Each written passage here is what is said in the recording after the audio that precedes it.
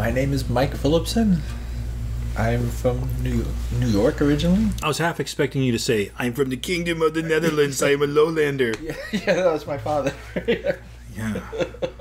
Well, where was your dad from? What part of Holland, anyway? From Assen, which is the of Drenthe, which is the largest province. It's where Van Gogh is from.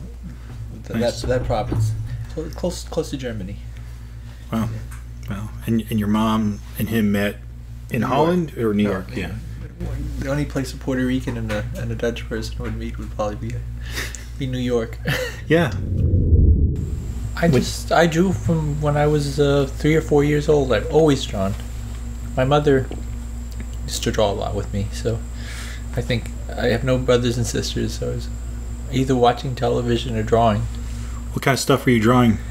My earliest drawings I can remember were all Bela Lugosi's, or people that look like Bela Lugosi with big ears, little dimple in the chin, weird eyebrows.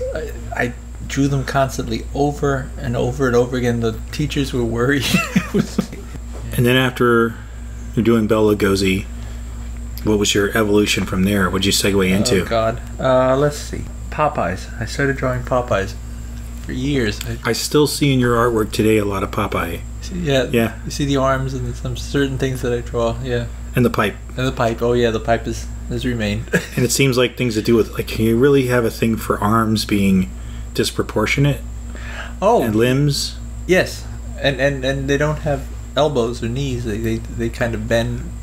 There's something very fluid about it, if you think about it, I guess.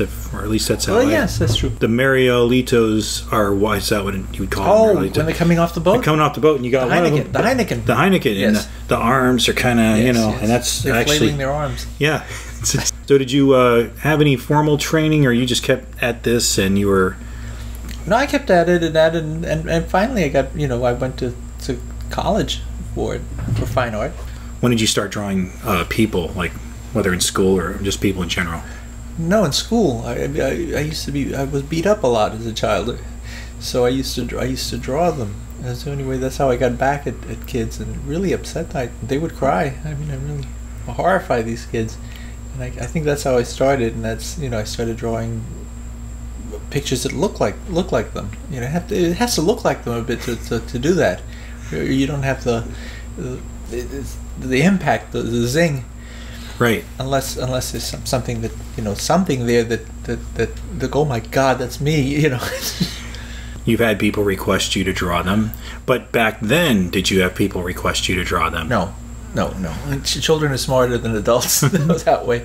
I was more scared. But no, now if people ask you, I usually say no at first. It's horrible because if you're in a group of people, the person who asks you, when you show them the drawing, they're horrified. Everyone else loves it, but they're shattered.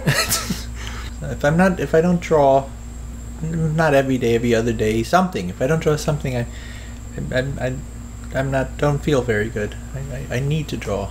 Right. But I'm not driven to draw. I don't have much of a work ethic. It's a different thing. It's just part of me. It's something I do.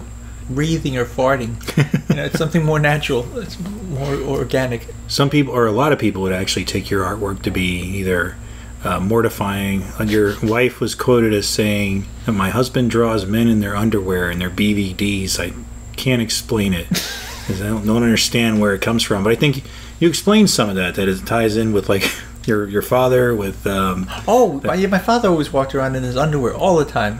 He's Dutch. They seem to do that, and he'd go out in the yard screaming at the dogs, in his underwear. He didn't smoke a pipe though.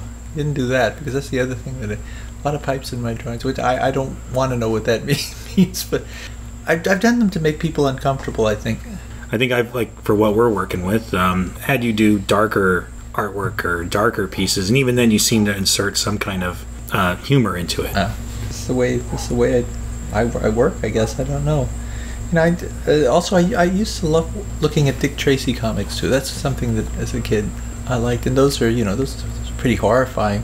They're funny too, but they're horrifying.